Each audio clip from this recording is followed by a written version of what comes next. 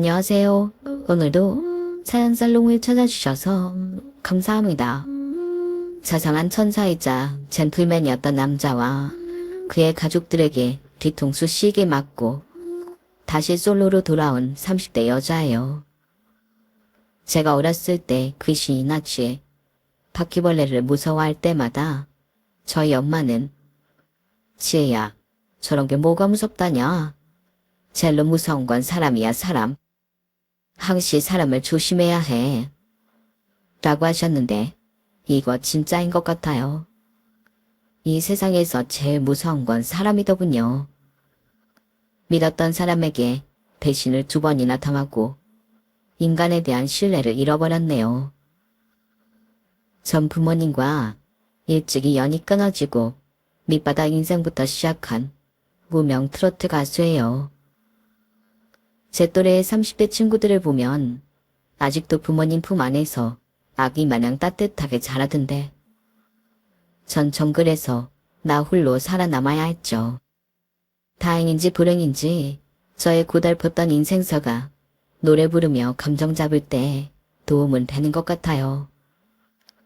인생 극장에 나올 수 있을 만큼 별별 사연 가득한 제 인생 이야기 시작할게요. 저희 엄마는 포장마차를 하며 생활비를 벌어야 했어요. 어렸을 적 첫 기억도 포장마차 한켠에 앉아 숙제를 하던 거였죠. 졸리긴 엄청 졸리는데 엄마 장사가 아직 안 끝났으니 기다리느라 포장마차 구석에 많이 앉아 있었던 것 같아요. 포장마차 의자에 앉으면 달다 안다 할 만큼 작은 아이였는데 집에 혼자 가면 너무 무서워서 늘 껌딱지처럼 엄마 곁에 있었던 것 같아요. 포장마차는 출장 살다 보니 별 진상 손님들도 많이 목격했죠. 아저씨 술주정뱅이들이 엄마한테 반말 찍찍하는 건 기본이었어요. 야, 술 빨리 안 갖고 와. 너 지금 내가 외상바 잘 앉았다고 무시하는 거야? 그깟 돈 갚으면 될 거 아냐. 어렸을 때부터 깡 따고 있던 전 아무 잘못 없는 우리 엄마한테 소리 지르는 나쁜 아저씨들을 물리쳐야 한다고 생각했죠. 아저씨가 뭔데 우리 엄마한테 명령이에요. 정당하게 돈을 지불하고 음식을 먹어야죠. 돈 먼저 내놔요. 여기 성불이라고요.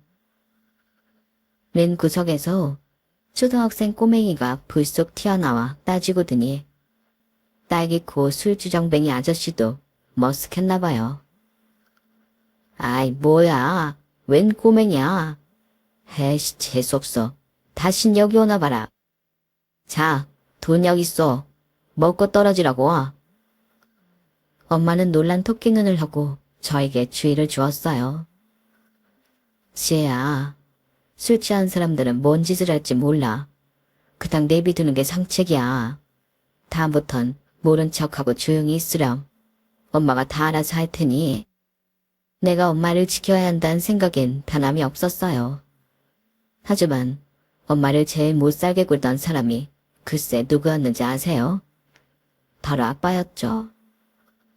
거의 밖으로만 돌던 아빠는 일주일에 한 번 정도 포장마차로 찾아와 그날 번 돈을 몽땅 가져갔어요. 엄마가 돈을 쥐고 안 줄 때면 깽판 부리고 다 때려 부수고 뺏어가 버렸죠. 그럴 때면 엄마와 전 함께 부둥켜 안고 엉엉 울었어요. 한 마리 흑공 같았던 아빠한텐 딸인 제가 따져봤자 씨알도 안 먹혔어요. 완전히 폭군이었죠. 그날도 어김없이 아빠는 포장마차에 돈 뺏으러 왔어요. 그런데 그날 멘트는 좀 달랐던 것 같아요. 엄마와 아빠가 하던 대화가 아직도 생생히 기억나요. 왜냐면 그날이 아빠를 본 마지막 기억이거든요. 자, 이거 받아봐. 이혼 서류야. 제 엄마, 여기에 도장 찍어줘. 뭐? 이혼? 오랜만에 찾아와서 애 앞에서 한단 말이 이혼해달란 거야? 누구 좋으라고? 조강지처한테 돌아봐야겠어. 지금 뭐라고 했어? 당신 조광지처라고? 내가 조광지처가 아니고 다른 년이 있단 말이야? 나랑 지혜는 당신한테 뭔데? 처음 만나 쿵짝쿵짝해서 애 낳은 여자가 조광지처지 뭐야. 나한텐 고등학생 아들놈 낳아준 조광지처가 있었다고. 비록 혼인신고는 당신이랑 했지만 말이야. 아이고, 어떡야. 내가 인간이 아닌 짐승하고 혼인신고를 했구나. 내가 지혜랑 살려고 아둥바둥 벌어놓은 돈 다 뺏어가더니 그 집 살림하는데 다 털어넣었냐? 이 우라질 놈아. 나쁜 놈아. 아, 억울해. 내 젊은 날 새빠지게 고생한 내 인생 누가 보상해주나 그래. 이혼 서류 도장 찍어줄 테니 먹고 떨어져라. 다시 우리 지어볼 생각 말고.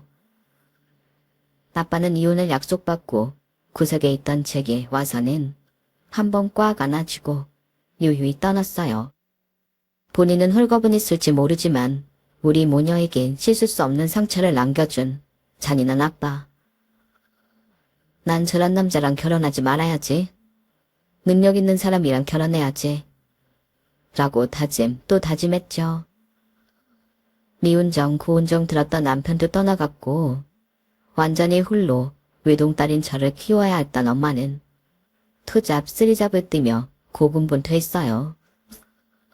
잠을 하루에 3-4시간씩 자가며 힘들게 일하던 엄마는 급기야 쓰러지고 말았죠. 단순히 과로인 줄만 알았던 엄마한테 유방암 말기라는 청천벽력 같은 진단이 내려졌어요. 이미 암덩이가 몸 이곳저곳에 퍼져버렸다는 의사의 말을 듣고는 엄마는 치료조차 손을 놓아버리더군요. 엄마, 치료도 안 한다고 하면 어떡해. 끝까지 할 수 있는 건 다 해봐야지. 아니야, 지혜야. 엄마가 괜히 치료한다고 돈만 다 쓰고 죽으면 우리 딸은 어떻게 사니? 난 틀렸어. 오래 못 살 테니 조금이라도 아껴서 우리 딸 앞으로 쓸 돈 마련해야지. 엄마, 지금 돈이 문제야? 지금까지 엄마가 벌어놓은 돈 다 항암 치료하는데 써. 이 세상에 엄마가 없으면 다 무슨 소용이야. 나 혼자 무서워. 나 겁 많은 거 알잖아. 혼자 어떻게 살아. 지혜야, 이모한테 잘 부탁해놨어. 이모가 너 고등학교 졸업할 때까진 봐주실 거야. 자, 여기. 엄마가 얼마 전에 사놓은 땅 등기부 등본이야. 그냥 나대지인데 싸게 나왔길래 재산 다 털어서 사놨어. 나중에 네가 성인이 되어 돈 좀 모으거든. 이곳에 집을 짓고 살아도 좋고 건물을 짓고 월세 받아도 좋아. 지금은 형편없는 땅이긴 해도 돈이 돈을 버는 거니 언젠가 너한테 큰 도움이 될 거야. 엄마는 유산으로 조그만 땅을 하나 물려주시고는 2달 뒤 세상을 떠나셨어요. 중학생 때라 부동산에 대해선 전혀 몰랐으니 일단 등본만 간직하고 있었죠. 전 바로 이모네 식구들과 함께 살게 되었어요. 이모와 이모부는 조그마한 시골 캬바레를 운영하고 있었어요. 쌍둥이 언니 오빠들이 있었는데 캬바레 오픈 전 가족들이 다 같이 가서 청소하는 게 이모네 집안의 국룰이더군요. 먼저 사는 입장이 된 저 역시 캬바레에 가서 열심히 청소하곤 했죠. 지혜야, 스테이지 가서 노래 한 곡 해봐라. 여기 반주 틀어줄 테니. 이모가 재미로 노래 한 곡을 시키시더군요. 전 라디오에서 익히 들어 알고 있던 심수봉의 사랑밖에 난 몰라를 열창했어요. 노래가 끝나자 이모 식구들이 눈이 휘둥그레지며 폭풍 칭찬해주더군요. 야, 우리 조커가 노래를 진짜 잘하는구나. 완전히 가수 뺨치겠는걸? 나중에 진짜 트로트 가수 해도 되겠다, 야. 그 칭찬을 듣고는 괜히 우쭐해지더군요. 나도 남들보다 잘하는 게 있긴 하구나. 나중에 진짜 트로트 가수가 되어볼까? 라는 생각도 들었고요. 그날 이후 제 가슴속엔 트로트 가수가 되고픈 열망이 조심스레 자리 잡았어요. TV로 가요 무대나 트로트 프로그램도 열심히 시청하고 따라 불러보기도 많이 했죠. 그러다 전국 노래자랑 예선이 우리 고장에서 열린다기에 나가서 본선 무대에 서보기도 했답니다. 진짜 TV에 제 얼굴이 나온 거죠. 지혜야, 우리 집안에 대스타가 나왔구나. 전국 노래자랑에서 연예인들도 직접 봤니? 니모가 캬바레 운영하지만 맨 무명 가수나 짝퉁 가수들만 봤지. 연예인들은 단가가 비싸서 한 번도 섭외하지 못했거든. 야, 부럽다 부러워. 지혜야, 아무래도 넌 진짜 트로트 가수 쪽으로 나가야 할 것 같다. 고등학교 졸업하면 바로 우리 캬바레 무대에 서기 시작해서 기획사도 알아보고 하자. 너 정도 실력이면 쉽게 성공할 거야. 이렇게 이모가 하도 바람을 넣는 통에 전 본격적인 가수가 되면 바로 성공하는 줄 알았죠. 그러나 세상은 그렇게 녹록지 않더군요. 우선 음반 내는데 돈이 엄청나게 들어가더군요. 일단은 기획사에 의해 캐스팅이 될 때까지 캬바레와 나이트클럽 무대에서 경험을 쌓아보기로 했어요. 20살이 되자 전 무명 가수가 된 거죠. 그 후로 굉장히 오랜 시간 무명 가수의 길을 걷게 되었어요. 사실 지금 이 순간까지도 말이죠. 어떤 유명한 미술 작가가 이런 말을 했다죠. 일단 유명해져라. 그러면 당신이 똥을 싸도 사람들이 박수를 칠 것이다. 그만큼 제 이름 석자를 알리는 일이 절실했어요. 하지만 쉽지 않았고 무명 가수로서의 삶은 참으로 고단했어요. 게다가 제 외모는 그닥 예쁘지도 않았던 터라 무대 위에서 남의 노래를 부르고 있으면 어김없이 술 취한 사람들의 고함이 들려왔어요. 아이, 뚱뚱한 여자. 얼굴엔 군보투성이 주제. 웬 화장을 떡칠하고 노래를 부르고 있어. 예쁜 여자 데려와. 웬 무명 가수만 계속 나와. 지메인 어딨어? 유명 연예인 안 나와? 얼굴도 모르는 가수로 데려와서 고막 필요하게 만들어. 연예인 나오라 그래. 말로만 그렇게 따지는 사람은 양반이었죠. 바나나 껍질 던지고 방울토마토에 사과 조각까지 과일로 맞기도 많이 맞았어요. 무대 위에선 늘 밝게 웃었지만 내려와서는 서럽게 울기도 많이 울었답니다. 그럴 때면 어김없이 웨이터로 일하던 삼식이가 다가와서 위로를 많이 해줬네요. 고아원 출신이었던 그 친구와는 동갑이었기에 진짜 친남매처럼 지냈더랬죠. 지혜야, 술에 꼬른 사람들 말 듣지 말고 눈 감고 귀 닫고 그냥 노래만 부르다 내려와. 나중에 내가 엔터테인먼트 소장 되면 널 꼭 캐스팅할 테니 나중에 같이 일해보자고. 그래, 위로해줘서 고맙다 삼시가. 나도 나중에 유명 가수가 될 테니 꼭 지켜봐줘. 동갑내기 친구의 응원을 받으며 꿋꿋이 꿈을 향해 나아갔죠. 꿈 이전에 목구멍이 포도청이었기에 돈도 벌어야 했으니 더욱 열심히 일했죠. 그날도 힘겹게 노래를 마치고 내려오는데 누군가 절 불러 세우더군요. 저기 가수님, 노래 진짜 잘하시네요.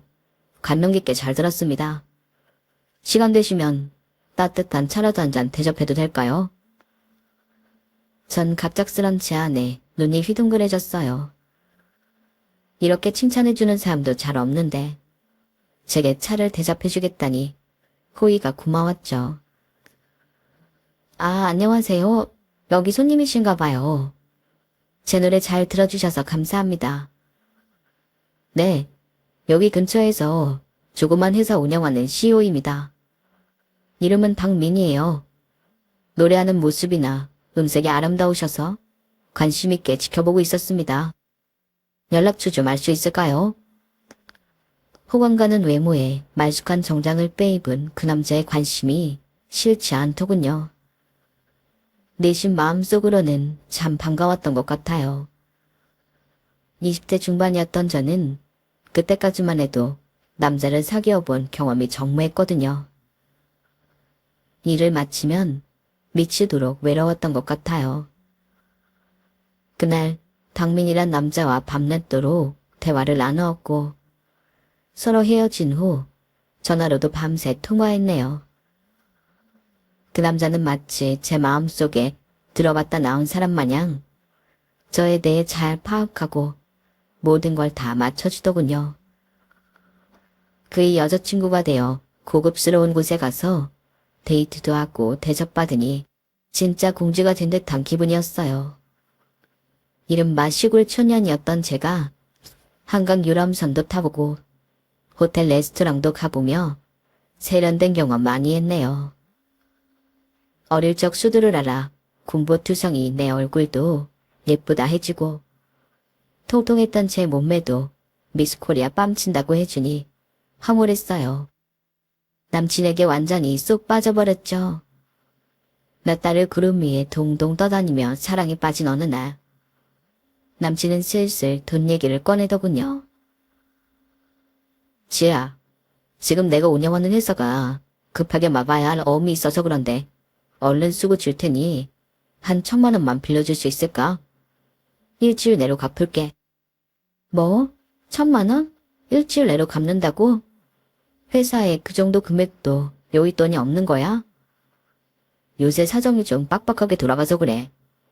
딱 일주일 후에 이자 정확히 100만 원 얹어서 갚을 테니 나만 믿고 빌려줘. 남친의 다급한 부탁에 저는 거의 통장에 차곡차곡 쌓아놓은 1,000만 원을 고스란히 빌려줬죠. 남친은 본인이 말한 대로 일주일 후 1,100만 원을 제 통장에 입금하더군요. 속으로 다행히 사기꾼은 아니구나 싶었어요. 그 후로 3주 후 남친은 다시금 돈 부탁을 하더군요. 이번엔 금액이 좀 커져서 5,000만 원이었죠. 전 그 정도 돈은 없다며 거절했어요. 우리 사귄 지 얼마 되지도 않았는데 돈을 자꾸 빌려달라는 거야? 5,000만 원이나 되는 큰 돈은 없어. 나 지금 사는 원룸 보증금으로 들어가 있는 3,000만 원이랑 현금 1,000만 원이 내 전 재산이야. 우리가 결혼한 사이도 아닌데 그렇게 큰 돈을 빌려줄 순 없지. 지혜야, 우리 사이에 진짜 이렇게 섭섭하게 나올 거야? 좋아. 그럼 말 나온 김에 우리 혼인신고부터 하자. 우린 하늘이 내려준 운명이야. 자기를 처음 본 순간부터 그렇게 느꼈어. 자기가 섭섭하다면 돈 얘기는 안 꺼낼게. 내가 나름 회사를 운영하는 사장님인데 그깟 5,000만 원 빌릴 데가 없을까봐 내 강남 아파트를 담보 잡고서라도 논행에서 빌리지 뭐. 혼인신고? 지금 나랑 결혼하자는 거야? 이제 고작 3개월 사귀었는데 자기 부모님도 한번 못 배웠잖아. 결혼은 좀 신중해야지. 나한테도 생각할 시간을 줘. 이렇게 말해놓고도 제 마음은 설레이더군요. 참 순진했던 저는 그게 진짜 그 사람의 진심이 담긴 프로포즈라고 생각했어요. 넋이 나가 고민하고 있던 저의 표정을 읽었는지 삼식이가 무슨 생각하냐며 묻더군요. 전 솔직하게 털어놨어요. 박민이란 사람 알지? 여기 클럽 자주 오던 손님 말이야. 그 사람이랑 사귄 지 3개월 됐는데 벌써 프로포즈를 하지 뭐야. 너무 서두르는 게 아닌가 해서. 그 기생오르비 같은 남자 말이야. 남색 정장 빼입고 머리는 2대8 가르마로 빗어넘긴. 야, 김지혜. 너 그 사람한테 돈 빌려줬어 혹시?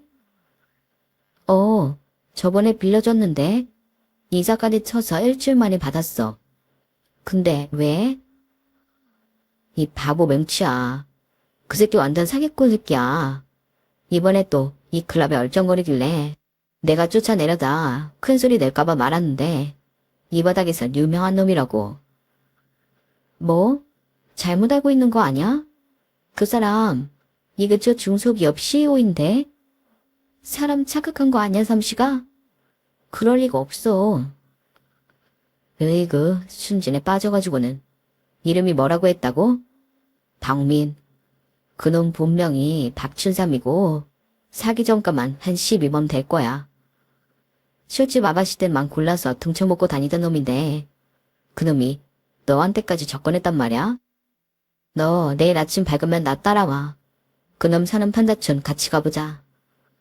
내가 사기당한 아가씨들하고 그놈 집 알아내서 돈 받으러 같이 가준 게 한두 번인 줄 알아? 중소기업 CEO? 그놈이 CEO면 난 대통령이겠다. 섰네. 정신 차려 이 멍충아. 이럴 수가. 몇 달간 나에게 왕자님이었던 그 남자가 정가 12범에 천하에 못된 사기꾼이었다니. 온몸이 사시나무 떨리듯 떨렸어요.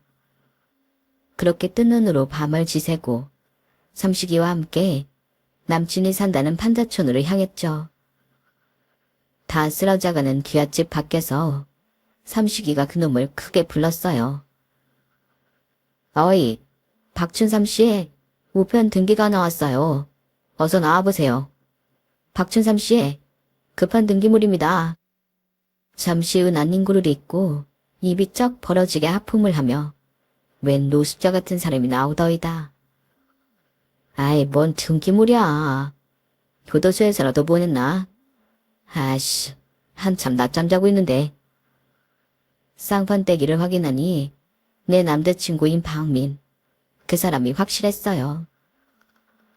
정장에 왁스로 정갈하게 2대8 가르마를 유지하던 완벽했던 남자친구는 온데간데 없고 백수 건달 남자가 따로 없더군요. 자기야, 자기가 박춘삼이야? 사기 전가 12범에 박춘삼이 왔냐고. 대체 어떻게 된 거야? 나한테 사실대로 다 말해봐. 중소기업 운영하는 사람이라며. 엄마 굴거 있다고 돈 빌려달라며. 박춘삼은 날 보고는 하들짝 놀라더군요. 아니 뭐라, 네가 어떻게 내 집을 알고 찾아온 거야? 이 웨이트랑 아는 사이였어? 너 이 남자랑 두터먹는 사이였냐? 삼식이는 나랑 친남매 같은 사이야. 지금 그게 문제야? 네 정체를 똑바로 알려달라고. 아씨, 귀찮게 됐네. 또 어디서 내 물질을 찾나. 나랑 데이트한답시고 쓴 돈 뽑아내지도 못했는데 벌써 알아내면 어떡하자는 거야. 내 이름이며 이력을 이미 다 알고 있구만. 뭘 또 얘기하라는 거야, 귀찮게? 내가 진짜 강남 사는 CEO였다면 너 같은 못생긴 년이랑 데이트해 줬겠냐? 무명가수에 뚱뚱하고 못생긴 주제에 어디서 큰 소리야. 그만 닥치시고 난 납전자로 간다. 야, 순진한 나를 3달씩이나 갖고 놀아? 난 너와 결혼하는 상상까지 했다고. 아, 내 팔자야. 박춘선 뒤에 대고 돌멩이 하나를 주워 던졌지만 그마저도 맞추지 못했네요. 그렇게 제 첫 연애는 장렬하게 막이 내렸죠. 너무 충격을 받은 전 수중에 있던 1,000만 원으로 대대적인 성형수술을 감행했습니다. 어렸을 때부터 공부라고 놀림받는 것도 지긋지긋하여 박피아 레이저를 통해 자국을 거의 다 지웠어요. 이 악물고 살도 빼서 5호 사이즈로 만들었고요. 좋은 방법은 아니었지만 이게 무너진 제 자존감을 올릴 수 있는 유일한 방법이었어요. 더불어 유명한 트로트 가수가 되기 위해서는 외모도 꽤 중요한 요소였으니까요. 그렇게 돈을 쓰고 여러모로 발악을 하고 나니 그나마 봐줄 만한 외모가 되더군요. 주위 사람들도 놀랄 만큼 많이 바뀌었죠. 밤무대도 더 많이 잡혔고 페이도 좀 더 받을 수 있었어요. 미친 듯이 일만 하던 어느 날 겨드랑이와 왼쪽 가슴이 욱신욱신 거리더군요. 엄마가 유방암으로 돌아가셨기에 전 덜컥 겁이 났어요. 바로 병원으로 가서 검사를 받아봤죠. 저의 슬픈 예감은 틀리지 않더군요. 결과는 유방암 초기. 저에게 유방암이란 단어는 곧 사망과 직결되었기에 완전히 멘붕에 빠졌어요. 주치의는 그런절 안심시켜 주더군요. 어머는 유방암 말기에 발견했다면서요. 그것도 몇십 년 전 얘기고 요즘엔 기술이 좋아져서 유방암 초기 정도는 생존율이 엄청 높습니다. 그렇게 충격받으실 필요 없어요. 최선을 다해 진료를 볼 테니 환자분도 최선을 다해 치료에 적극 임해주세요. 의사는 그렇게 절 안심시켰지만 진료실을 나오자마자 전 다리가 풀려 주저앉아 엉엉 울고 말았어요. 그날도 무심하시지. 죽을 힘을 다해 열심히 살아보려는 나에게 왜 항상 시련만 주시는 걸까? 내가 아무리 발버둥 쳐도 삶의 굴레를 벗어날 수 없는 걸까? 하지만 여태 겪어왔듯이 절 구제해줄 사람은 오직 저 혼자뿐이었죠. 다시금 툭툭 털고 일어나 수술 스케줄을 잡고 유방암 수술을 했더랬죠. 그나마 극초기여서 그 부분만 떼어내고 살 수 있었어요. 보호자도 없이 입원해 있는데 마음이 심란하여 자주 병원 베란다로 나갔어요. 항상 마주치는 남자 환자가 있었는데 볼 때마다 절 아주 뚫어지게 쳐다보더군요. 맨 처음엔 아는 사람인가 해서 저도 마주봤는데 완전히 초면인 사람이었어요. 그날도 그 남자 마주치고는 불편해서 눈을 피해버렸죠. 그러던 중 이모로부터 전화 한 통을 받았어요. 지혜야, 몸은 좀 괜찮니? 이모가 먹고 사는 게 바빠서 암 걸린 날 신경도 못 써주는구나. 정말 미안해. 우리 언니 유방암으로 허무하게 보내고 너까지 이럴까봐 이모는 너무 슬프다. 아니에요 이모. 어렸을 적 없는 형편에 엄마 이런 날 키워준 것만 해도 너무 감사한데 이모가 왜 나한테 미안해요. 그나저나 무슨 일 있어요? 네가 수술실에 들어가 있을 때 나한테 연락이 왔어. 엄마가 너에게 물려준 땅 말이야. 그쪽 그 동산에서 연락이 왔는데 몇 년 후 그 주변에 대기업이 들어오면서 제가 말이 될 거래. 땅값이 많이 올랐나 보더라. 아직 구체적이진 않아서 액수가 정확히 얼마인지는 모르겠는데 그 동산에서는 그 땅이 법적 문제가 좀 얽혀있는 지저분한 땅이라며 자꾸 팔라고 하는데 난 절대 안 된다고 했지. 아 정말요? 잘했어요 이모. 다행이네요. 그나마 엄마가 돌아가시기 전에 그 땅 최대한 갖고 있다가 천천히 팔라고 하셨으니 그렇게 해야죠 뭐. 소식 알려줘서 고마워요 이모. 그 땅 팔려서 돈 좀 갖게 되면 이모한테도 좀 드릴게요. 얼마가 될지 모르겠지만. 아이고야. 얼른 돈 모아서 시집갈 생각이나 해. 괜히 이모한테 돈 줄 생각 말고. 알았지? 몸 빨리 낫고 나중에 한번 보자. 이렇게 이모와 통화를 마치고 다시 병실로 들어가려는데 그 남자가 제 손을 탁 잡더군요. 전 깜짝 놀랐죠. 아, 왜 이러세요? 아, 죄송합니다. 놀라셨죠? 환자분을 놀라게 하면 큰일 나는데 제가 우를 범했네요. 다름이 아니라 제가 변호사인데 보유하신 부동산이 법률적인 문제가 있으신 것 같아서요. 도움을 드릴 수 있을 것 같은 반가운 마음에 손을 덥석 잡아버렸네요. 아, 제 통화를 들으셨나요? 당장 그 땅을 팔 건 아니라 당분간은 괜찮을 것 같습니다만. 아, 그러시군요. 그래도 우리가 법의 테두리 안에 살면서 한 번쯤은 송사에 얽힐 수도 있으니 제 명함 받으시고 연락 한번 주시겠어요? 전문가 한 명 알고 지내면 좋잖아요. 전 얼떨결에 그의 명함을 받았어요. 젊은 나이에 변호사 사무실을 개업해서 운영하고 있다던 그 남자는 시중일관 하하 웃으며 긍정적인 에너지를 뿜어내더군요. 탕성 반무대에서 일하며 술 취한 사람들만 상대해 오던 전 대낮에 밝은 기운을 가진 그 남자와의 대화가 신선했어요. 제 이름은 이도율입니다. 저희 부모님께서 법을 잘 지키고 살라며 법률자를 이름에 붙여주신 거죠. 이래봬도 대한민국 마지막 사법고시에서 차석으로 합격했답니다. 요즘은 로스쿨로 체제가 바뀌었지만 사법고시 붙은 변호사가 진짜 맥이 아니겠습니까? 로스쿨이며 사법고시며 그쪽 세계는 전혀 몰랐기에 그저 그 사람 얘기를 듣기만 했어요. 일찍이 공부하는 담을 쌓은 저였기에 변호사라던 그 남자가 참 대단해 보이더군요. 이도일 이 남자는 교통사고로 인해 병원에 입원한 거였죠. 아주 악질인 뺑소니에 당한 거죠 뭐. 전 주변에서 법 없이도 살 사람이란 평판을 들을 정도로 정직하게 살아왔는데 올해 들어 참 재수가 없었네요. 아차, 법 없으면 변호사인 제가 돈 벌어먹고 살지 못하겠군요. 그는 실없는 농담을 자주 했지만 참 소탈하고 긍정적으로 보였어요. 변호사라고 하면 왠지 딱딱하고 권위적일 것 같다는 제 편견을 깨주더군요. 퇴원에서도 그 남자에게서 계속 연락이 왔고 편하게 몇 번 만나게 되었어요. 노노, 그냥 이렇게 평범하게 만나는 건 싫어요, 제시. 우리 친구 말고 연인합시다. 불꽃이 팍팍 튀는 데이트하고 싶다고요.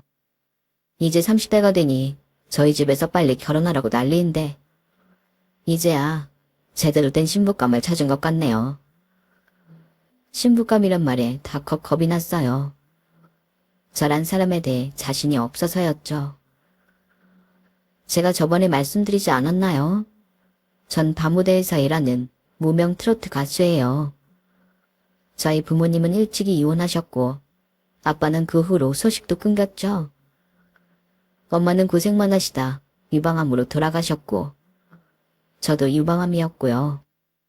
다행히 수술해서 완쾌는 되었지만 여튼 변호사인 도율 씨와 투자 사업하신다는 도율 씨 집안과 저는 어울리지 않는 것 같아요.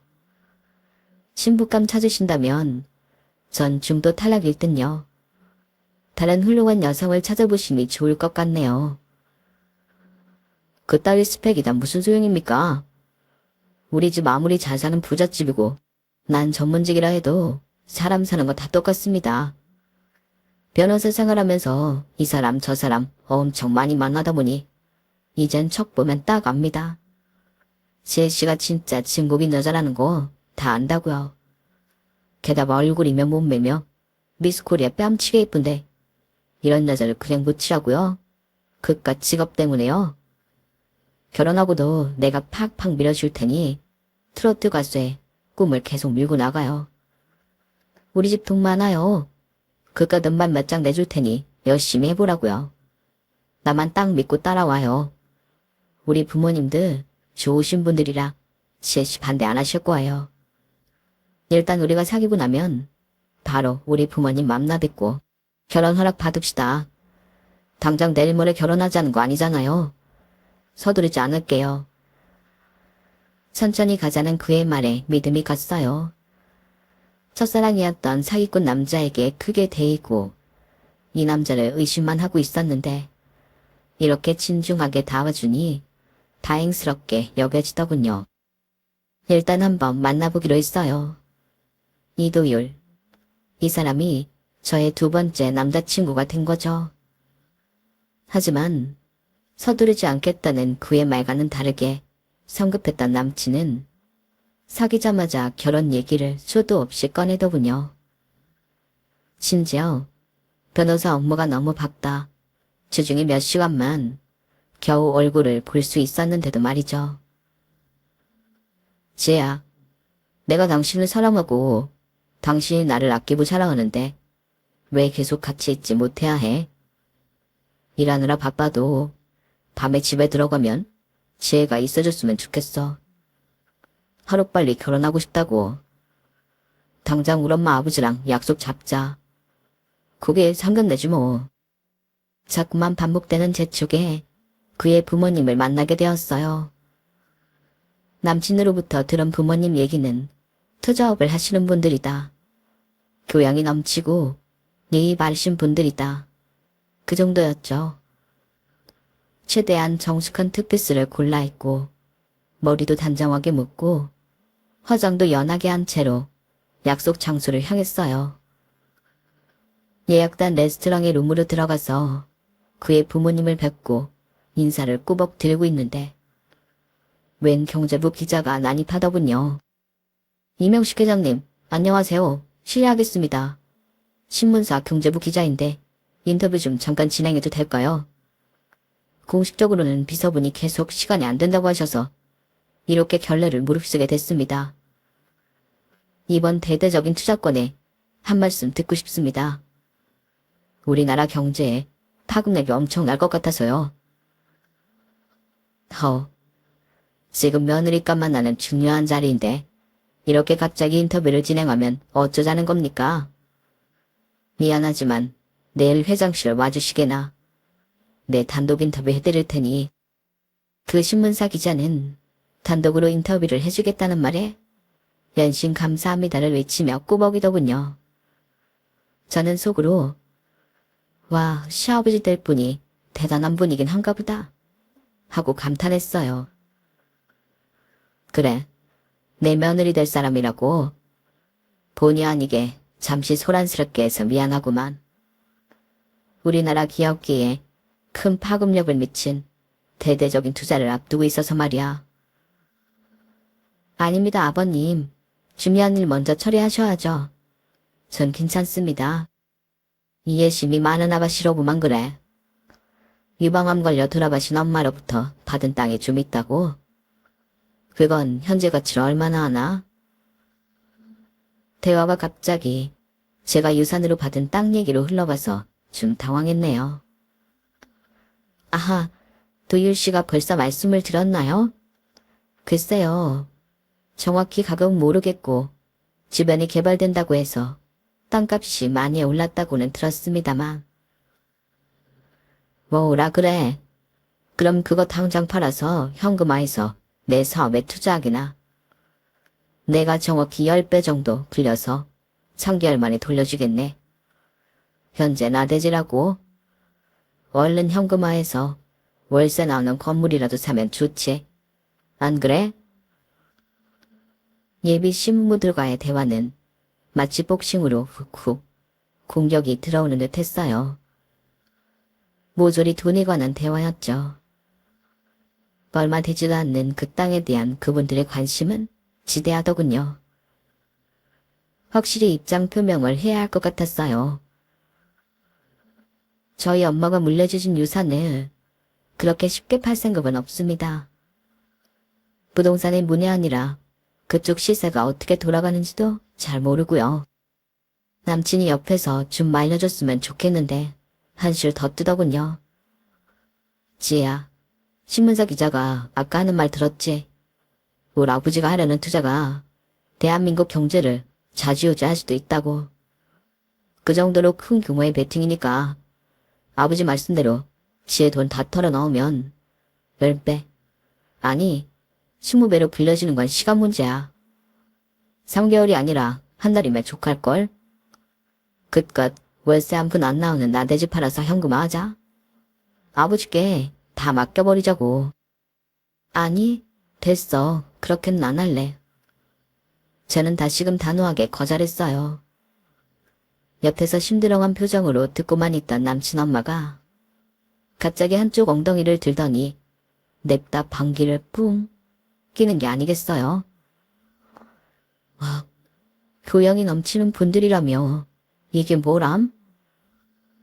전 깜짝 놀랐죠.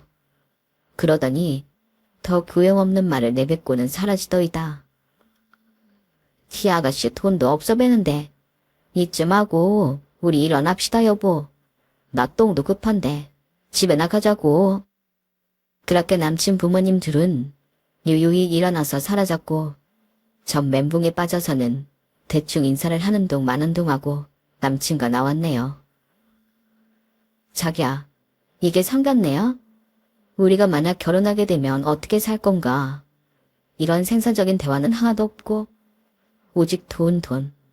돈 얘기만 하다 끝나는 거야? 코딱지만한 내 땅엔 왜 그렇게 관심들이 많으신 거야? 일주일 기금을 운용하시는 분들이라며 고작 몇 억 안 하는 내 땅을 판 돈은 부모님들에겐 푼돈일 거 아냐. 제대로 된 기회니까 이번 투자 기회를 꽉 잡으라는 말씀인 거지 뭐. 너무 신경 쓰지 마, 지혜야. 우리 부모님들께서 저렇게 나오신 건 우리 결혼을 찬성하셔서 그런 거야. 이제 우리 결혼식만 성대하게 치르고 럭셔리하게 신혼여행 다녀오고 청담동 우리 집 근처에 신혼집 장만해서 잘 살면 되는 거야. 간단하지? 참으로 간단하겠다. 내가 과연 이 집안에 어울리는 며느리가 될지는 잘 모르겠어. 우리 결혼 원점에서 다시 생각해보자고. 세상에서 가장 이상한 상견례를 마친 전 기분이 팍 상한 채로 집으로 걸어 들어왔어요. 저는 남친을 포기하고 싶었지만 남친은 절대 절 놔주지 않더군요.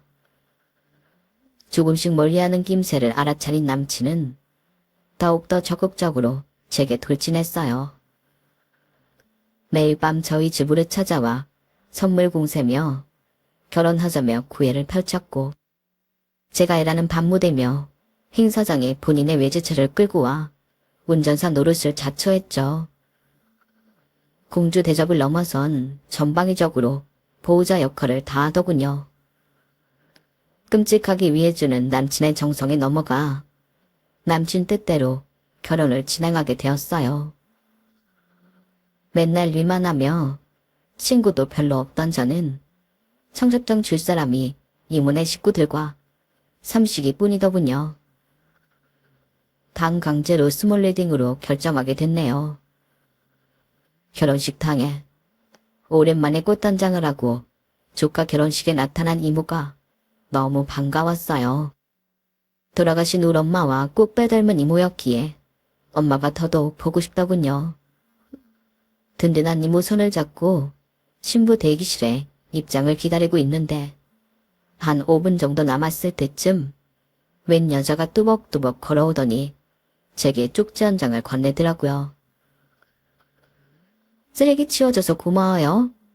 자, 이거 한번 읽어보고 저 버진로드로 나아갈지 아닐지 결정하는 게 좋을 듯요.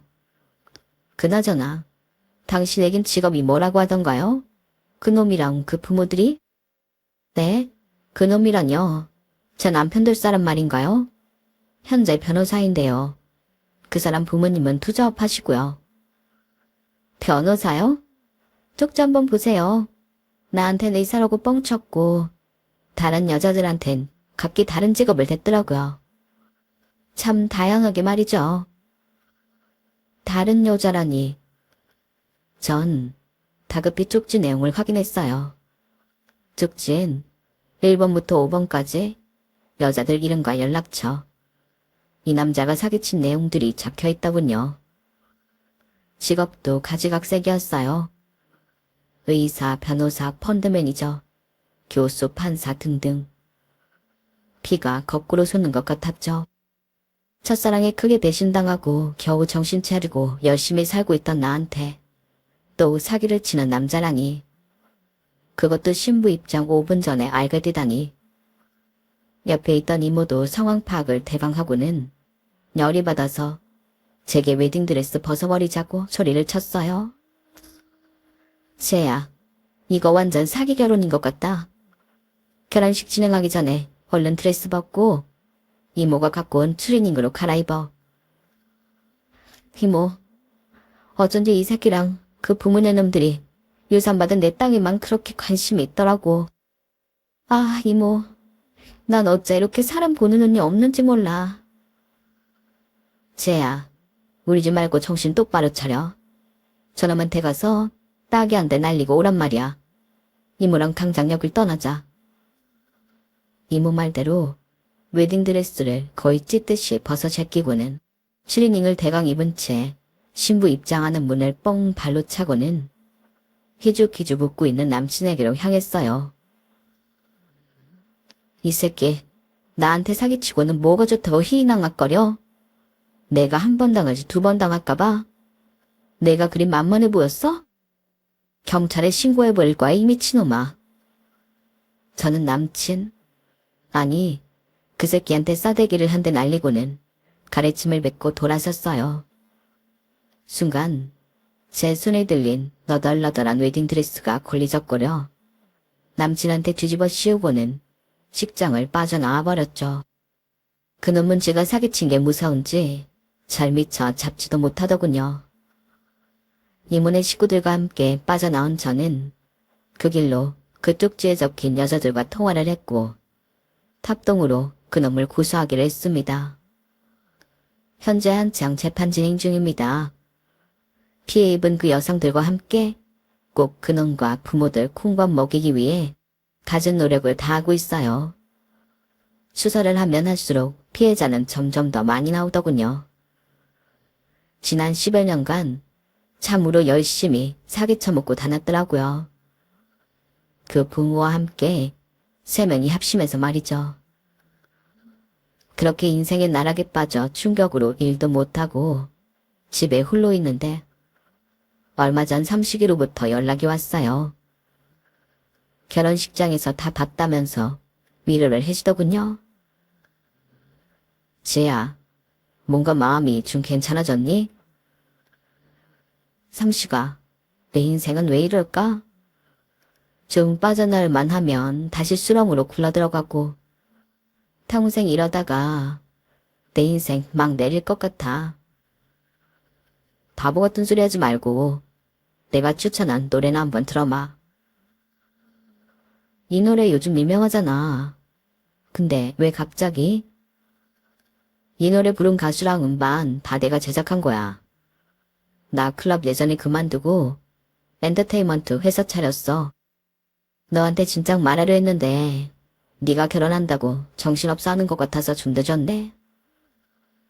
어머, 회사 사장님이 된 거야? 삼씨가 정말 잘됐다. 축하해. 이 노래 엄청 떴잖아. 와, 내 친구 성공했네, 김삼식. 성공이고 뭐고 네 결혼식이 그렇게 된 바람에 내 기분도 말이 아니다. 안 되겠어. 넌 물가에 내놓은 아기 같아. 그냥 나랑 결혼해서 같이 살자. 나 돈도 많이 모아서 집도 사고 건물도 샀어. 네 실력을 내가 아니까 전문적으로 트레이닝해서 우리 회사에서 음반도 내고 정식적으로 활동해보자. 일단 결혼 먼저 하고 말야. 훅 들어온 삼식이의 제안에 깜짝 놀랐죠. 지금 내 상황에 또 무슨 결혼. 요샌 내가 진짜 유명한 트로트 가수가 될 수 있을지도 모르겠어. 운도 다시냐 없다니깐. 그러니 내가 네 곁에 있어주겠다고. 당장 만나자. 어디야?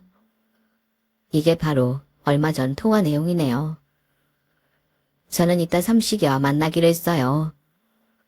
앞으로 이 친구와의 관계가 어떻게 발전할지는 모르겠지만 10년 넘게 이어져 온 인연인 만큼 소중하고 조심스럽게 진행해보려 합니다.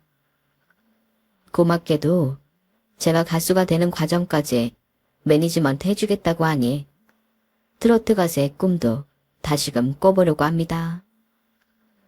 그 과정에서 힘든 일도 많겠지만 이미 산전수전, 공중전까지 겪은 저로서는 나만 눈 하나 깜짝 안 하지 않을까 싶네요. 제 인생에도 따스한 봄이 찾아오길 기원할 뿐입니다. 제 이야기는 여기까지입니다. 많이 응원해주세요.